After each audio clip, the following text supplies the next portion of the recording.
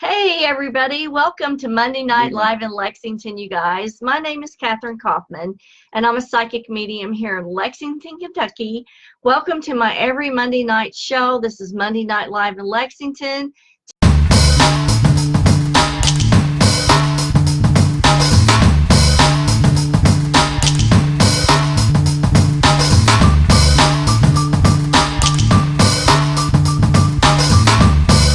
Tonight is the ongoing series of the Electric Universe with Shifu Careaga, and tonight is going to be going into specifically Saturn Myth.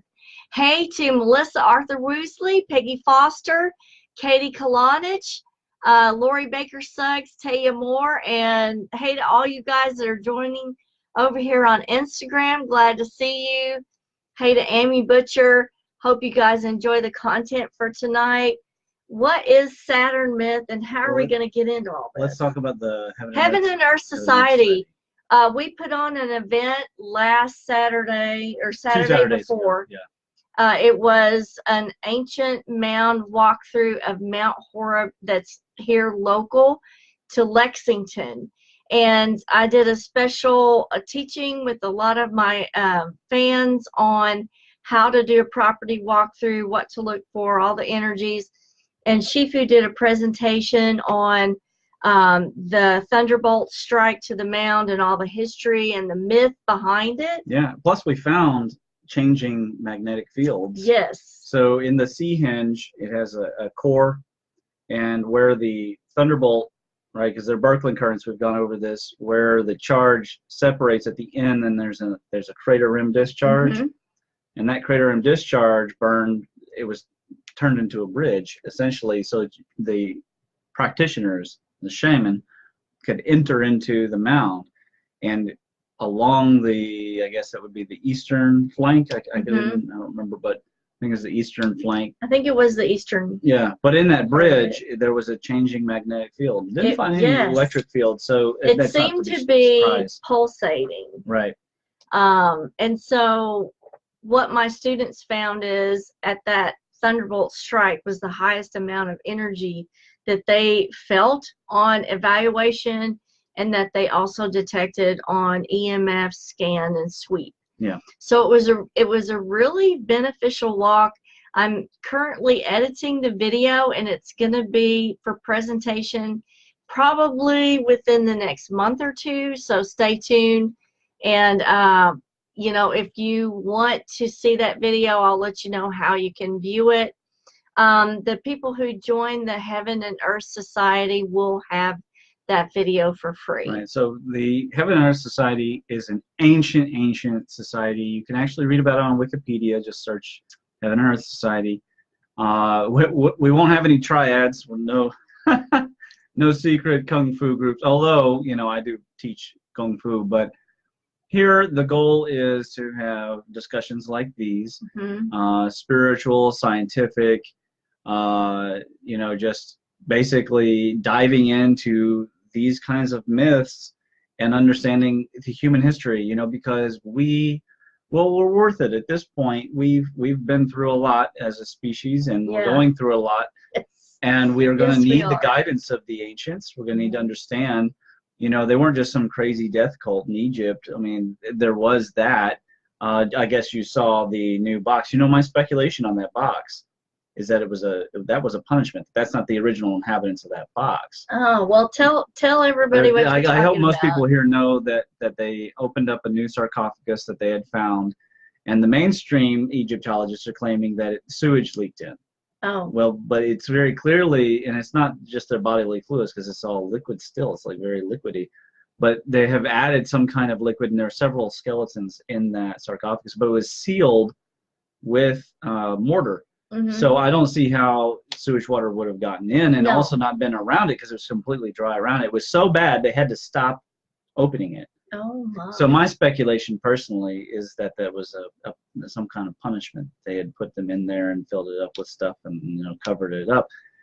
So there is a death cult, but that was mostly later. Like that was the Indian kingdoms what I'm interested in is the beginning kingdoms. I'm interested in Göbekli Tepe. I'm interested in the original Druids, you know, and the Celtic face. I'm interested in the Olmec, right? Because the Olmec were the ones who really created everything. The Mayans inherited that, and then the Aztecs, of course, just or the Mexica, technically. Let's see, we have some comments here. There was. Hey to Marie Armstrong, and happy belated birthday to you, sweetie.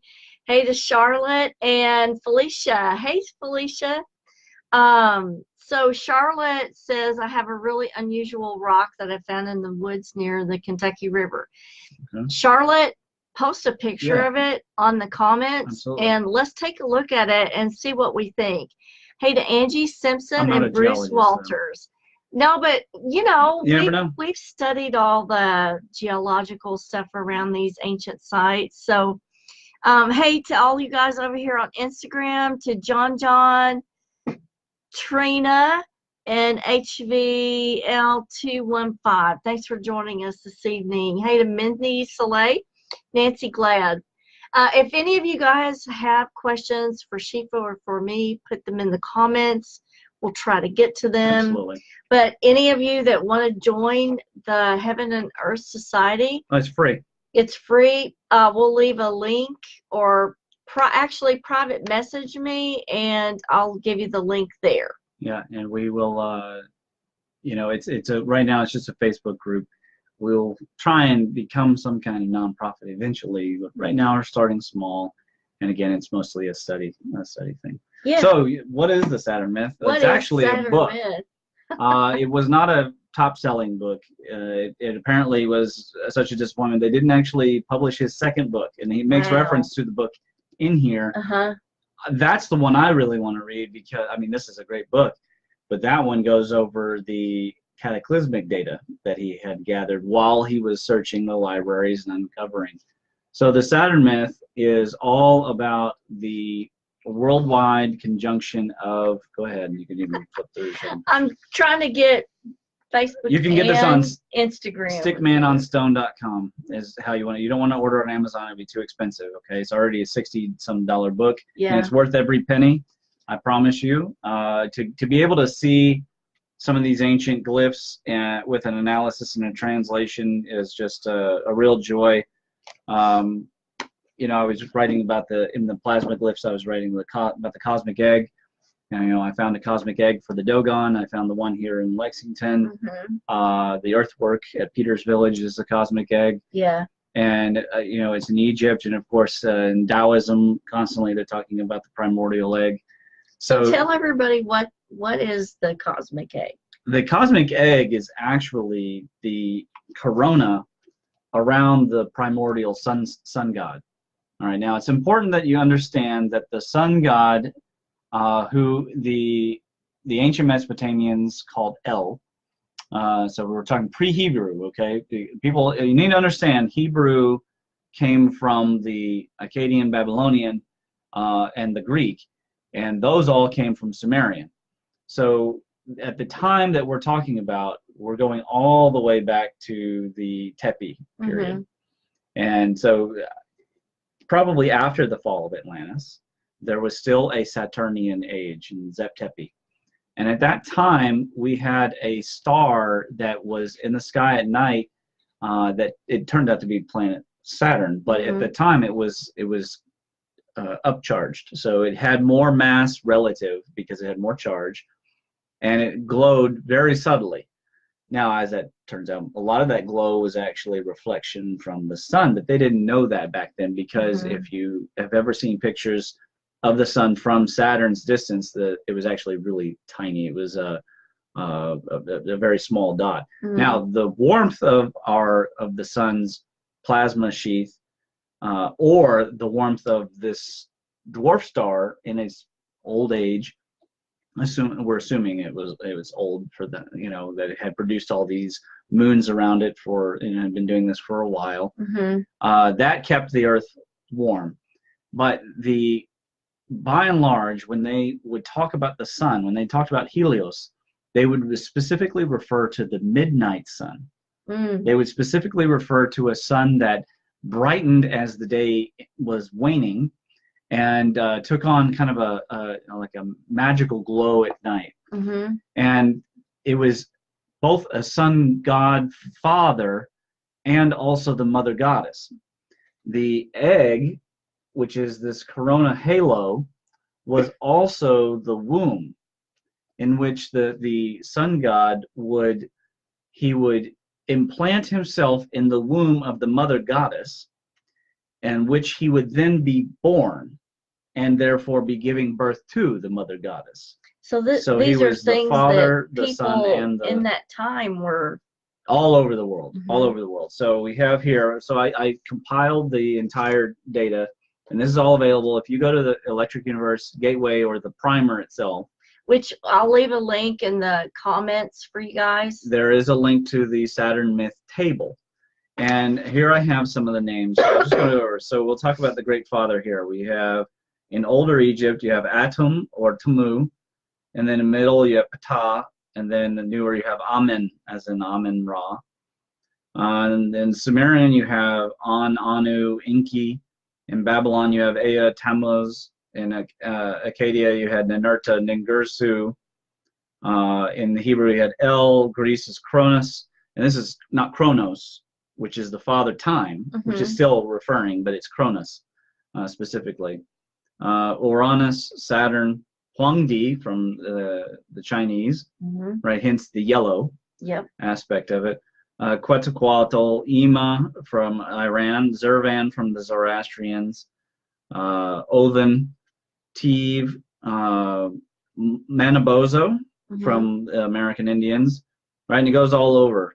And then you see also, because he was his own father and his own son, and because his wife was his mother, was his daughter, there was this actual image of them being a man-woman. So there are all these cross-cultural references. Basically, yes. And so you have Mutef, Horus, Kinti or Kati, Ninurta, Tammuz. You have again El, Cronus, Quetzalcoatl, Vishnu, Zervan, Tiv, Amateotl. So a lot of the gods are named in there. Yeah, so basically what ends up happening is your primary gods end up showing up a lot, but instead of being separate as we've come to understand them, like Nut and Mot and Osiris and Horus and all of them being separate, he weaves a narrative that shows you that there's an underlying theme that's connecting different ones. And that theme that he starts with, of course, is the sun god himself, the goddess mother, the womb, the cosmic egg, the halo, the circular heaven, the lost paradise, the paradise city, the floating city, the circular city, the pole axis, the summit axis, the zenith. You know, a lot of people who have dreams, and they will email me or message me their dreams, are having these dreams about the floating city and the circular heaven. Right. And so that tells you how imprinted on the conscious, because every night everybody was, so this was a one worldwide religion. Everybody was doing the same thing back then, because we're talking after, remember that I'm extolling the EPMC cosmology here. So we are combining diffusionist elements, we're combining mainstream science, we're combining myth to try and create a synthesis which we can go forward with, and that we can generally agree. Of course, the mainstream is not going to want to agree, but they're going to have they're not going to have a lot of opportunity to disagree. No, because there's like the information is here. It's in the Egyptian rock. It's carved in. There's really not a lot missing. Obviously, the table has a lot missing, because each of these cultures, the most prominently filled in ones in his book are Egypt. And then the Mesopotamian ones are pretty well filled in. The Hindu stuff is pretty well filled in. Sometimes he doesn't spend a lot of time on a certain archetype. You know, he might only list a god or two, but he'll like pick very disparate cultures, and he'll show, like he'll talk about the Tartars, and he might compare it with the Polynesians or the Hawaiians, and I try to include pretty much every culture that he goes over. There are sometimes you have to hover and look at the comments, because you might see a name, let's say it's Ninurta. You might see Ninurta be, the planet Jupiter once, and then later on, represent a feathered serpent or something like that. Yeah. And so there might be a need to bridge that understanding between those two. I have a quote here that I wanted to read. This is one of the notes. In the Karnak temple, Ru's daughter Mut encircles her father Ru and gave birth to him as Khonsu. So this is the same as Osiris and Horus. Quote, "Behold me, I am the seed of the spirit which is in her, O Nut. It is I who am the seed of the god which is in you. The king enters her, impregnates her, and thus is again born by her." Wow. Written by Frankfurt. Right, so we have been raised to think of mythology as this god, then this god, then this god, and they had a battle, and this replaced this. That's not really what I'm finding. What I'm finding is that, yes, Set did rend apart Osiris, but they formed a twin god pair. In fact, there's an entire series of twos that go, listen to this. You have the two-faced gods. You have the black and white twin gods. You have the two assemblies, the two lands, the two crowns, the two serpents, the two thrones, the two vases, the two lakes and rivers, the two cords, the two eyes, the two kites, and the two arms. Wow. And now these arms, these are another interesting one. So you have these arms, which I discovered in Chinese, the word for force is li. The etymology of that word is the arm. It's an arm. Oh, that's interesting. All right, now, the vital force word in Egypt is ka. Okay, so the word in Chinese for force is li, but when we talk about the vital force, we talk about chi. So now ka and chi become related via this arm concept, and it has to do with, again, this force that's combining everything. Now, what is the actual two arms? It is none other than the two mountains, and these two mountains are the two pillars, and these two pillars are the two horns and the two breasts, and they are all holding up the sun. And why would I mean, unless every culture had a pair of mountains where the sun went down. Doesn't the symbol for Ra have the two horns that hold the sun in the middle? Yeah, and it's actually in the Om. Guys, this is it. Look at this. Oh, it is. In the Om. Wow. There it is. Okay. The arm, the horns holding up the sun. Yep. And then there's the Phoenician sun in crescent. But it's I wanted to show you the how Egyptian all the one. Different cultures have really honed in on this. So here are Kesu and Aten and Ah, all of them holding up the sun. Sorry, I'm going this way. Yeah. You see on the top? Now the pillar staff represents also the mountain and the firmament, and also there's this one-legged god that repeats all over. There was a funny image of a one-legged goat that turned the world. That's what I was going to ask. In Hindu, there's a one-legged goat that turns the world. So there's all these different animals that they'll use. They'll use the bull, the cow. They'll use the goat. There's probably dogs. I mean, and those are all astrological symbols. They're all astrological. Either between traditional and the Chinese. Right. Yeah, the Persian and everything. And so he goes over and he differentiates the Zoroastrian with the Persian, Iranian with the Hebrew. And so you can actually look and see sometimes the names are really similar, and you just know that they are related, that somehow the culture would transfer. So the fusion's going on. I just want to make sure people understand that when I did Unboxing Atlantis, one thing I did not uncover is evidence that all the world was seeded by the same one culture. What I uncovered instead was that all the world was engaging in trade a lot. I just completed a Cherokee book by Donald Yates. It's like The Roots of the Cherokee. I can definitely recommend it. I don't know if I agree with everything he said, but he knows more about the Cherokee than me because it's his own family history. But there are clear evidences of Greek, Egyptian, there's haplogroup evidence and Y chromosome evidence, as well as actual philological evidence in the Cherokee words that are Greek, Egyptian, and Hebrew. And then you've got them talking about the origins of their country being Sundaland. Mm-hmm. right? They're saying they're coming from this western continent where the land shrank and it got too populated, and so they left and they went on ships. And that's, I mean, that sounds a lot like either Mu or Sunderland, and which is if they're different. Mm-hmm. That at all, you know, might have been one large continent that filled up most of the Pacific. We just don't know. All right, let's check for any questions and do a couple more shout outs. Hey to Peggy. Rob Turner, special shout out to you. Donna, Steve, Teresa. Shout out to Philip Noble, James, Michael Robishaw, Julie Miller. Hey to all of Shifu's family. Hey. Kisses to you guys. Hey to John Howerton, Barbara Bacon, and Scott Webb and Isaiah Knox. So you can see here, he spends a lot of time giving you the pictographs and what they mean, and stepping through the different names for them and what they symbolize, all the different types of poles. Why don't you take a look at this left here? This is Ka, who also happens to be the vital force in the chi. Now, how many women have you ever met with two arms on the top of their head? Even queens.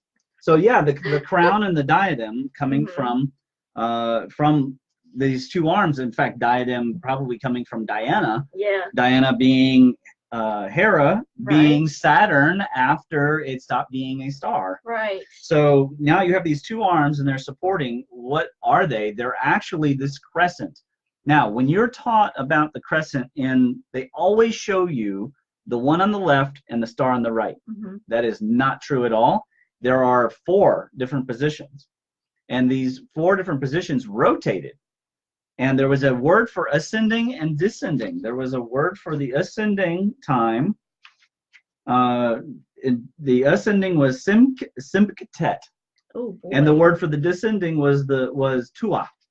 And so there was a time when there was a waxing and waning of the midnight star. Now the rate at that is not clear. You know, I don't know how often, but it was certainly different. I'm sure that the rotation of the planet was roughly the same, because no matter what, our angular momentum is going to retain a certain value. Now, I was doing the Enuma Elish today for the plasma glyphs paper, which is coming along nicely, and it's blowing my mind today. When is that going to be finished? Oh, I don't know, because after the edit and everything, I want to get it really ready, because this is the one I'm going to be putting out there to archaeologists, challenging them. They're not going to want to publish it. I guarantee you they will not want to publish this thing for maybe 10 years. Who knows how long it'll take to actually get it published.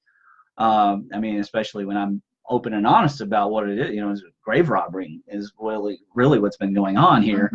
But in it, you know, we're talking about the movement of energy and the changing of these stars and of the systems of everything that's going on. And it just blows my mind. I'm reading the Enuma Elish and just having more richness coming from it. And I pull up the Wikipedia for the Enuma Elish, and it's such it's like all the energy, all the interest has been sucked out of what it means. When you actually read the Enuma Elish, it jumps out at you as to the different things that are going on in the background. The movement of the star, you can tell that there is a real push and pull when it talks about the net of energy, and when it talks about the sway and the changing of the orbits. And it very specifically says in tablet 5 of the Enuma Elish that the calendar changed. What do we see in China? In Shang Dynasty, they had to send out cosmologists to go and look and when the seasons. Now, farmers don't forget when the seasons start. It's just, you know, these are the things you grow up on. That's the first thing you would learn as a child. It is. When do you plant? You have to know when to plant. And so why would we need to? And someone messaged me the other night and they said, well, what about the precession? Well, yeah, the precession changed. Guess what's in the Enuma Elish? There's a specific line that refers to the establishment of Polaris as the new zenith. Because previously there was a pole star, there was a firmament, a pole god associated with just that aspect. Now, when I went to Cahokia, remember in the Mist of Time group, I had the banner and then had a red pole? Yeah. The Cahokians had a cosmology centered around a red pole. At the top of that was a bright Celtic cross sun. At the bottom was a moon Celtic cross. But it's not a moon. It's not our moon. It's not the moon that we have now, because the Enuma Elish makes it very clear that the moon was installed after the change that Marduk. And Marduk, whoever Marduk is, whether it's Mars, Mercury, Jupiter himself, Venus possibly. I mean, there are different parts. We have to tease this information out But of the you text. know what? It's really, I think it's really good that we have all of this that we can piece together and look as far back as we can at the progression of everything Absolutely. and how it happened. Absolutely. And that leads to that. Well, right. It goes back to the on the origins of religions. I'm sure some of you And will that's remember on the gateway. on the gateway It's and on on the gateway. academy.edu, so Yeah. you can search for it on Show on them there. some of the stuff. I'm going to show specifically. I want to show here. It's fabulous. And Nut also. So you got Nut here, and she's being held up, right? Thanks So for the she's clearly hearts. the sky goddess at this point, right? Mhm. Now look at her over here. She has the wings. There's the twin eyes. Mhm. If you can see this, look at the sun. Do you see this crazy eye? Yeah. Look how one eye looks different. Now look at what's in Kentucky. You have the same thing happening it's over the here in Kentucky. same. Yeah. And then guess what? In here in the Saturn Myth, I opened it up, and on like page 181, same thing in Sumeria. And when I was at the I'll get to that in 1 second. When I was at the Terracotta Warriors in Cincinnati, Mhm. there's a small section off to the left. If you guys go, there's a Shang Dynasty warrior. So way back there. Zhou or Shang Dynasty, but I'm pretty sure it was the Shang Dynasty. And guess what? It's on a horse. It has a flat face Oh. and two eyes and a mouth like Is this. they like slits? Exactly like a slits. All of them are slits. Yeah. And they of course call it. Now, if you're just a Chinese studies guy, you're not going to know. But this motif happens worldwide. Mhm. This kind of like pancake moon face, That's especially on the Mother crazy. Goddess. It's very That's common crazy. on the Mother Goddess. If people are familiar with Yeah. like the Wallendorf, and she doesn't have it, but other Mother Goddess figures Mhm. with a very rounded figure, and there's this flat moon face. Well, that's slits. right in the slits. There is some type of conjunction that's happening. There has to And be. the natives here recorded that information on rock. They deemed it important enough to make different. And in fact, that one I just showed out of my book, that Kentucky location, there are two different aged glyphs. And that image is too small on here, but in plasma glyphs, I have it a little bit larger. But you should get the Rock Art of Kentucky book by That's Fuller and crazy. Coy. It's well worth having just so that you can open it up. And if anything, you can convince yourself and go, my God, there was a problem with one-legged turkeys everywhere in Kentucky. They're all just everywhere. All the hunters going, watch out here. There are one-legged turkeys. Oh my Of course God. not, right? They're all wind symbols. Yeah. And these all wind symbols. Now, is that an argument that the Celts and the Welsh were here? Maybe. Yes, I think so. It might be. It I might be. believe they were But here. this all-wind symbol is everywhere. And guess what? Yeah. Also, most of the turkey glyphs, face south, Yes. just like the all-wind Just symbol, like the which has all-wind. 3 powers on the top. Uh-huh. And those 3 powers probably were Venus, Jupiter, and Mars. Probably. Okay. But the moon could have been one too, as well. All right, so we had a question here. How did the ground shrink? So I assume you're talking about in the Atlantis situation. So can we briefly talk about the Hajime theory again? There is we did a longer video on the Hajime theory and the plasma electromagnetic sky. But so the Earth is on what I call the electrothermal vine. Mhm. And it's essentially constantly growing and ripening. However, the outer shell is more like a scab. Right. And it's because of the charge neutrality of that layer versus, say, the atmosphere or the mantle. And as the Earth expands, you get pockets underneath, such as at Yellowstone, such as at Hawaii, where these hot spots form. Well, those are actually convections of electrothermal heat. Right. And that convection pushes up as well and encourages a swelling of bulging. Now in the stars, what we see instead is this bulging like at Betelgeuse. Betelgeuse is currently bulging. And they're like, oh, well, it's some kind of aura effect or something like that. No, it's really bulging.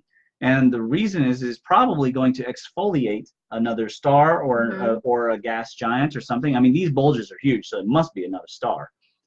because the liquid metallic hydrogen, and we did a whole episode on that, I think. Yeah, actually. we did. So the liquid metallic hydrogen forms a crystal lattice that then it expels anything that is not basically certain types of hydrogen that act like graphite. And so with the Earth, though, the bulging comes from this crustal scabbing, and then you just have there could have been tidal drift of a continent. There could have been the passage of a body. There could have been a solar flare, change the charge value underneath. Because now you're going to have a capacitor, right? You're going to have one surface here, a gap, a dielectric gap, and then the most of the mantle. So you're going to have a capacitive gap that could have changed. There could have been a massive earthquake at the mid-Atlantic rift. It could have split like this. When it split, could have vented. All the volcanoes could have gone off at once, which is in some of the myths. All the volcanoes going off at the same time. Now, some of those volcanoes were probably electric, just like Olympus Mons and most of the ones on But I mean, that's still happening today. Look at Hawaii. It sure is. And what they're not showing you in the news is the volcano is continuing to erupt, and the earthquakes increase.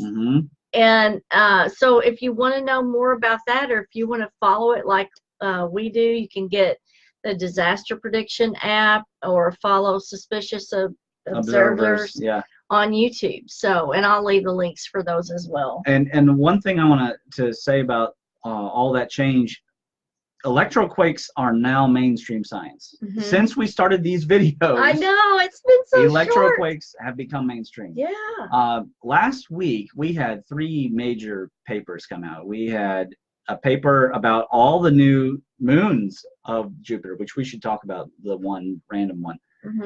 We had the paper again on some electroquake activity, and then we had they've measured now electric currents right out of the sun. This is NASA, folks. Last week released a paper on the electric currents coming out of the sun. So I'm they're checking up the Ralph Jurgens 40, 50 years later. In with us on this. I know, it's happening all again. And another paper came out debunking dark matter, but we won't go down that road. We won't beat as far as Jupiter. So check this out. So there's 12 new moons. 2 of them are in the retro. So we have the 4 Galilean moons, and then there's a whole group of prograde moons. They found 2 new moons in that group. Wow. And then they found the rest in the retrograde group. But one of them is going the wrong direction. So now, if you somehow believe that accretion is how moons are forming and planets are forming, and you somehow even believe that you could form some of them in accretion going prograde and some going retrograde, which doesn't make any sense at all. No, it doesn't. How would you get one prograde inside the retrograde group? It is only possible that it captured it.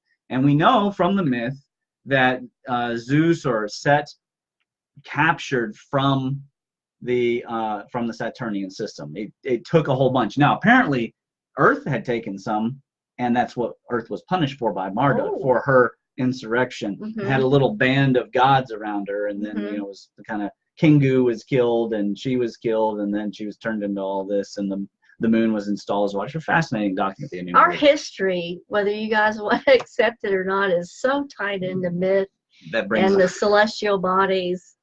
You can't have one without the other. You just can't. That brings us to the question: do we want to talk about the L and we're Yahweh thing? We're out of time. We'll have to do a part 2 on this, you guys. It's such a mind-blowing thing. It is. I mean, really... It is absolutely.